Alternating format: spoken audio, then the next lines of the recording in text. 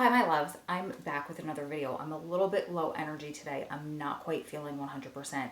For the past week, I felt like I've been coming down with something, and I honestly thought that I caught it quick enough, because if you guys that are new here and don't know me, my long-term subscribers are going to laugh and tell you, or actually, maybe they can't tell you. I don't even know what I'm saying because I don't feel well, and this is going to be really hysterical because I don't have editing software to take this out. But I am like one of those health and wellness junkies, aside from being a life coach and helping prison lives and family members get through their journeys and helping their loved ones get out and stay out. By the way, my name is Ro. That takes care of my introduction. I am also a health and wellness junkie, advocate, former fitness competitor, former state champion in fitness. So those are my two passions.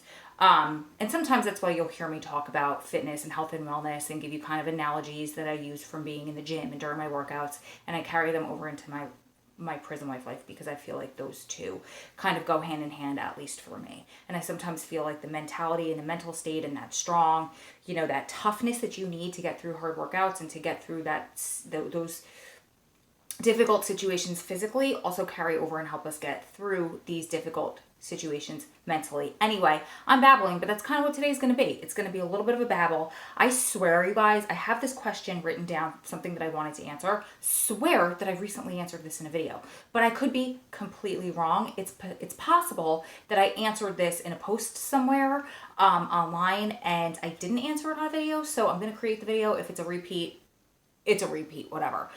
Maybe I'll say something a little bit differently. Maybe somebody needs to hear it in the way that I'm saying it today. So we'll just go with it.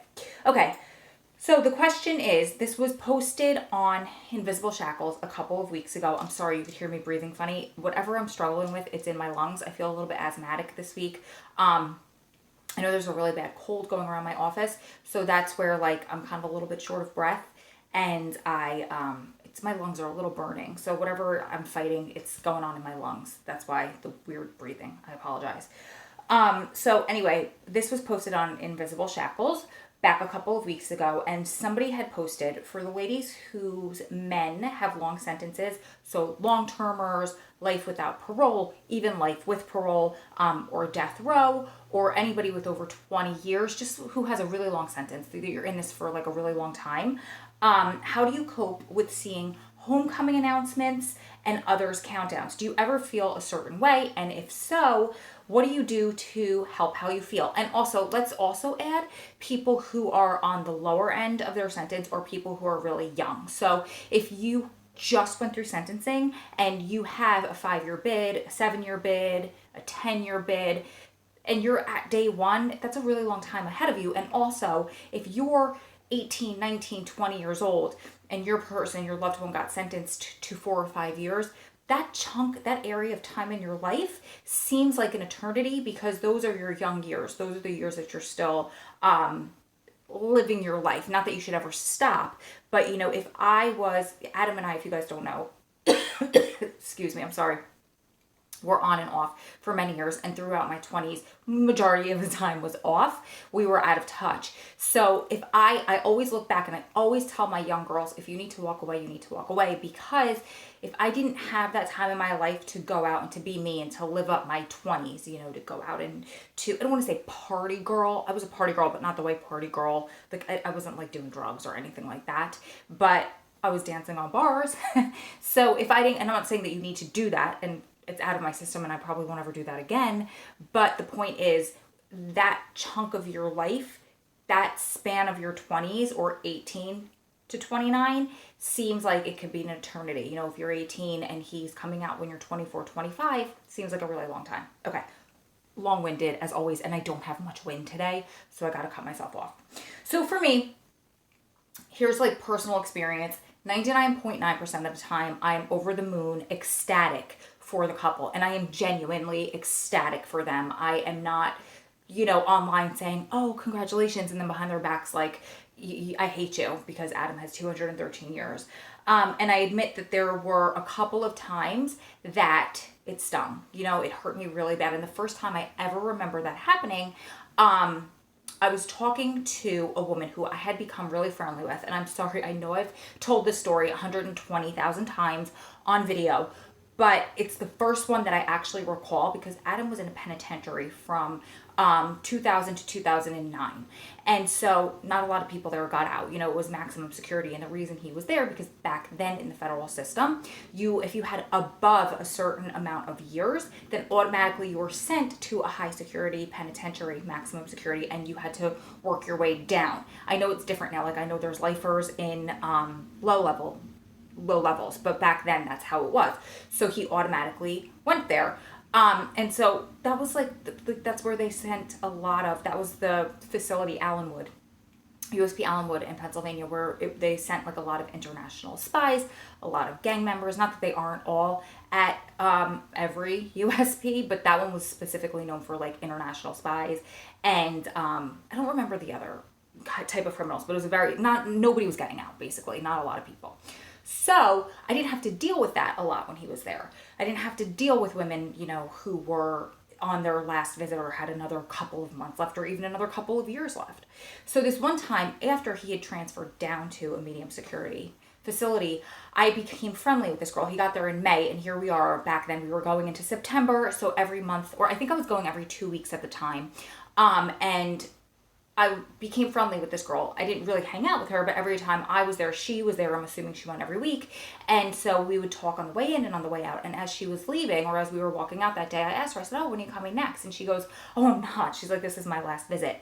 And I remember I felt like somebody had kicked me in the gut. I felt like that because I'd never heard that. I'd never gone through this experience with somebody. Number one, it was kind of like, oh, I finally found somebody who I can like at least have like carry on a conversation with, somebody who I feel comfortable enough talking to. She was really sweet. And now I'm not going to have her anymore. But also it was like the very first time I had to deal with that. So I kind of brushed it off, and I told her I was happy for her and congratulations because he was getting out in a couple weeks. And I genuinely meant it, but it was like the first time I actually felt that twinge of jealousy. And then there were two other times that this I remember specifically happening to me. So there was somebody who was a low-life piece of crap, extremely, extremely jealous of Adam, and that's really putting it nicely. He did horrible things to us. I remember the very last time that I spoke to him was the morning that he got out, and I was the first phone call that he made, so he could basically gloat. And this was back during the Clinton-Trump election, when things were really heated and hot for everybody, right? So he tells me, he goes, the only thing, I think it was like within days after Trump had won the election, he goes, the only thing better than this would be if they locked up Hillary and put her in a cell and she could share it with Adam so they could both never get out. Like, what? That doesn't even make sense. And you're saying that to Adam's wife? What are you talking? What? So I hung up on him. Immediately, I blocked the number he called me from. I blocked his wife's cell phone number. And then I blocked her. He didn't have any like social media or anything like that at the time, but I blocked her everywhere I knew of where she had profiles on social media, because honestly, like, who has time for that? Who needs that much hate in their life? So, but I always knew while he was in, I always knew that him getting out was going to sting for me a lot. So maybe it was a self-fulfilled prophecy. And to be honest, I never once said, ever once, and I genuinely, you guys, mean this from the bottom of my heart, I never once said that I wish he didn't get out. I never once said that I wish that they didn't do well together, him and his wife, we were all friends back in the day. But my wish was that they could do that from a distance, because I didn't want to have anything to do with them because of the hatred that he had towards my husband. And it's only because of him living from a place here. He was like inferior. Adam's living his life up here. He's living down here. So he had some major jealousy issues, some major insecurities around him. And they came out as horrible anger. Anyway, so that one stung. And the last one was somebody who was just evil to the core, and he was getting out. And honestly, like, I don't know, I don't follow him, I don't Google him or anything like that, but it was just a matter of time, if he's not already back in, that he would do something horrible to somebody again, hurt them really badly, potentially scar somebody, a child maybe for the rest of their lives, and he would wind up back in, like, he didn't belong back on the street, and he was getting an opportunity where my husband, who didn't even hurt anybody during, I want to take that back. Nobody was physically hurt during the commission of his crimes. I don't want to say nobody was hurt during a robbery, because mentally, being a woman answering a door and of a massage parlor where he was committing the robbery, that emotionally causes a lot of issues. So I'm not diminishing what happened to the victims of his crimes, but nobody was physically hurt, nobody was injured. Obviously, if nobody was hurt or injured, nobody was killed.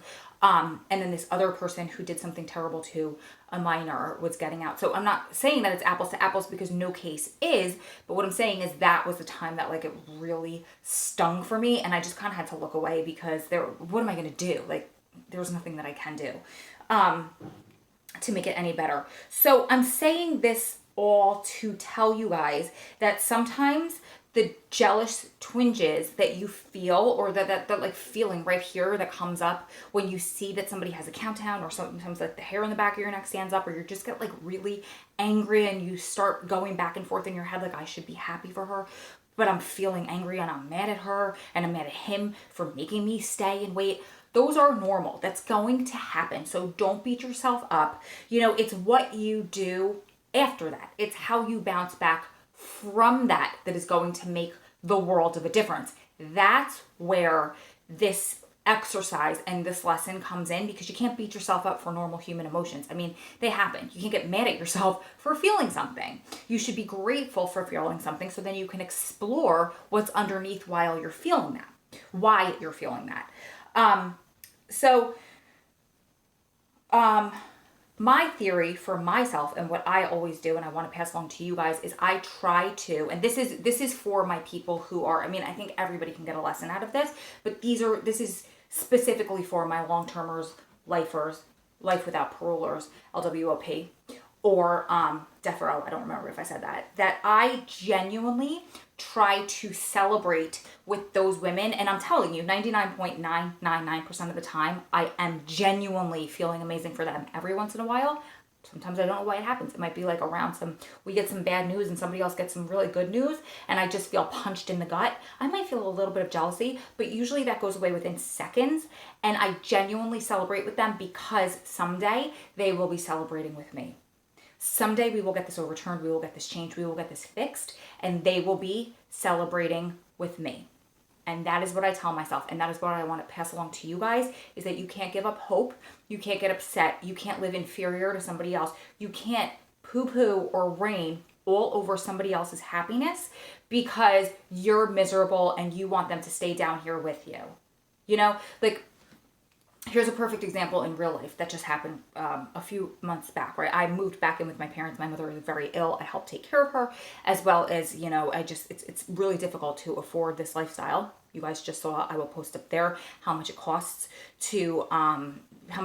monthly for an inmate to survive, what their necessities are and what extras that they are, and phone calls and emails for us. So again, I will post that video up there so you can see how much it costs for them monthly. But all that to say that it's really expensive. So unfortunately at 40, I had to move back home.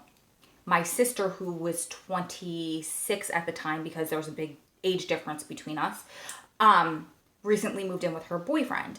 And for a minute, I was really sad for myself, because she was like my best friend and my partner in crime, and it was so nice to have her around. She helped me with taking care of my mother and taking care of my parents and the house, but also, like, how could I be upset? And she felt so genuinely guilty of leaving me, and I was like, are you serious? And I talked her through being able to move out and being able to fulfill and step into her own happiness. And I was, for a split second, sad for myself, because I was going to miss her so much, but I couldn't be mad at her and be like, that's a bad idea. He's going to cheat on you. You're not going to be able to afford it. None of that I believe. I'm just making up examples for you guys. No, of course not. I was so happy for her that she's taking next steps and into her grown-up life and towards her happily ever after. That looks different for everybody. What I choose to do in my life, like, I have to stay in my lane and let her ride along in her lane. So stay in your lane, you guys. Be happy for them. But remember, you chose this lane for a reason. Oh my God, I just lost my notes. Okay. So also remind yourself that actually, I didn't even have that in my notes. Sorry, my breathing, but perfect for me to segue into my next thing. And it's remind yourself the reason why your relationship is so special, why you are with him despite however much time that he has ahead of him. And so my challenge to you guys for today is this. Throughout the day, I want you to write a list of, at minimum, 10 things that you love about him and 10 things that make your relationship unique and special. And you don't have to take out a paper and pen unless like that's your thing. Some people just love to get things out and write them down, but use your phone. Use the notepad on your phone if you have an iPhone. Or for me, I have an Android and I absolutely love Google Keep. I actually have a Google Keep list that I keep in my phone. It's interactive for when I go to visit, so I know what to bring and what not to bring. And I can't unfortunately share that here because it's not a shareable document yet, but on strongprisonwivesandfamilies.com, when you become a premium member, that is part of the printables that you will get like monthly. You have documents that you can download and print, things that'll help you through this life, like tips and tricks and all that fun stuff. So that is available there. It's the only way that I could offer it to you guys because Google Keep has advanced since I started using it. It's one of my favorite apps, but I can't share spreadsheets with you guys yet. Okay, so just the whole point in telling you that is you don't have to write it out. You could put it in your phone, but just make sure you have this list somewhere. So 10 things that are a very minimum that either make your relationship unique or why you stay with him, that make it special, that make it just genuine to the two of you. Like I have a really good girlfriend and she calls him a nerd and she's like, we are such nerds. We like fit together. So, and she's so adorable because she does. Her visit pics will be like around like their nerdy stuff. It's in like characters, I don't really know what they are, but off the top of my head, like if it was somebody who was into like Dungeons and Dragons and they were nerdy, that she would dress up as one of those characters. Not if she knows, if she's watching this, she's going to be like, bro, Dungeons and Dragons, come on. Or she might be like, yeah, girl, I don't know. So I hope I'm not insulting anybody, but the point is, whatever works for you, like how you guys just fit. Like Adam's a nerd, I'm a nerd in the same way. We're fitness nerds. We don't do the dungeon. Why can't I say that? D&D thing. There you go. But again, I would honestly edit that out if I had editing software, which I'm working on, but you just have to deal with me and my tangents. So once you have that in there, then I want you to, before bed, I want you, wherever you have that list, to pull out your list, and I want you to really focus on all of those reasons that you have written down and remind yourself, this is why I choose to stay with him, despite the other girls getting out in 2 months and he never is, or he still has 10 years, but this is exactly why I choose to stay despite those 10 years, despite him potentially never, ever coming home to me. And just remember, like the other couple, yes, he might be getting out and he might be getting out soon, but technically you could also get into a relationship with somebody who's out here if that's what you wanted, but you're with your person for a reason. And remind yourself of all of those reasons, and then get really, really grateful and thankful for all of those reasons, for having him in your life, for being in this relationship. You have to focus your energy on all of the good stuff, because if you start getting lost in things like they're getting out, they're gonna have the life, when's it gonna be my turn, I'm never gonna have this, then you're gonna be stuck down here, and this is gonna be a long, depressing, lonely, difficult journey. We need to keep ourselves up here and happy so good things can come to us. So we can just notice, get ourselves on the level where we're like happy, and so we notice happy things. And I have so many more videos about this, but I don't want to get into like that life coachy, woo-woo-y, university, if that's what you want to call it, stuff right now, because I'm trying to go back to like the basics and the Q&As with these videos right now, and we will go back there at some point. But I think what you guys need right now, as far as the responses I've gotten, are like the Q&As and the, is he using me, and how much money should I send, and how does core links work, versus vibrations and frequencies of your emotions. Like I don't think you guys need that right now, and I could be wrong. So if you do want that, comment below and I got you. So did I just make myself sound like a weirdo? Because I am a weirdo. But okay, so technically you could have a relationship with somebody out here, like I said earlier, but that person isn't your person. And that's why you stay despite not having a countdown, and you need to remind yourself of that every day. So here is the question of the day. Are you ready? I want you in the comments below. First of all, I want you to just thumbs up this video because these videos take so much time and effort and energy for me to make. So one way that you can give back to me, and I would absolutely love it, is if you give these videos a thumbs up and a like. That'll help YouTube like see that you guys appreciate these, and they will help push me up in the rankings. So, and honestly, get it to eyes of people who, like you, need to see these videos. So thumbs up on any video that you watch and you like is so much more greatly appreciated than you will ever know. I don't think you guys realize that it takes me like 8 hours per one of these videos because, well, not as much lately because I'm not editing them, and you see what happens when I don't edit because I just don't have the equipment at this point. And I'm trying to save money towards that. These videos aren't making any, like I don't get anything, you guys. I just do this because I love to do this, and I feel passionate and a calling for it. So I'm not sitting here trying to like cry and be like, feel bad for me. But what I'm saying is this is how you could easily help me. Thumbs up, subscribe to the channel. And then also in the comments below, so simple, I want you guys to let me know what do you do to stop yourself from being jealous or shutting down when you see others with a much shorter countdown, or somebody is coming home and you still have some time left, or anything that makes you feel jealous or insecure or inferior? How do you deal with that? Or are you the jealous type and you're like, I get mad and I get pissed and I tell her that? You tell me in the comments below how you handle being jealous and how you don't shut down. Or if you do, what is that like? Okay, love you guys. Keep staying strong. Kiki, do you love me? Keep staying strong. Keep loving strong. Keep supporting one another through this journey because you're one day closer to it all being over. Lots of love from my heart to yours. I will see you beautiful men and women in the next one. Hopefully I will have my breathing back, and hopefully I will be feeling a lot better and more energetic. Bye, guys.